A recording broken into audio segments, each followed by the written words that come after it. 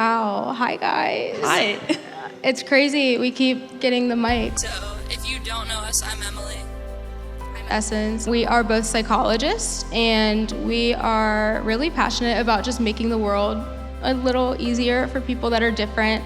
There's so many organizations in Sarasota who are already doing a great job. It doesn't make sense for us to come in and try and do something different or compete with them, so we'd rather work with them. We're not just one category, we're not just one thing, we're not just one value or one identity. We're a lot more than that. I've never really felt like I was represented in the rooms that I was in. The resistance makes it much easier to go with what's comfortable. Being able to zoom out and see the bigger picture, you can change the system rather than changing one person in that system. Creating space for people to not feel shame, to ask questions, and to be believed is so healing. The goal is to make this just a conversation. We want to make sure that everyone gets the knowledge so you can go out and create a really good ripple effect. We can help people one-on-one. That's great, but in a week you only have so many hours. How can we do more at the same time? We were trained a lot in talking to the community, and the first lesson we got is don't tell people stuff. I always knew something needed to be done, but I didn't know what it would look like. There were no models. You don't act and interact in isolation. You are a bigger part of your family, of your community. The messaging is not just about you. It's my sexuality and my questions. It's my background and how I love. It's the way that my brain works and the way that I'm struggling financially. Because we're different, we also experience the world differently. Our tables are shrinking.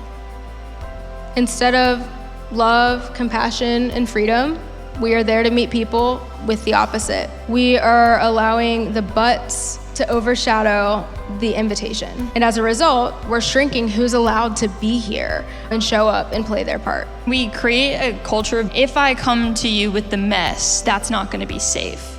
You're just going to turn me away. It creates a space where everyone has to heal without community, and that is not the most helpful thing that can be done. We teach people that inherently they are broken, but we don't give them a path forward. You can be different, but don't be too outspoken about it. You can have your views, but that's what it is. I didn't understand it.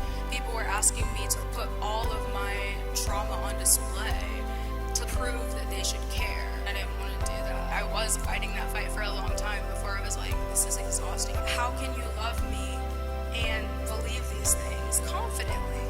What part of love is you picking apart whether or not I'm hurt or whether or not this has happened to me?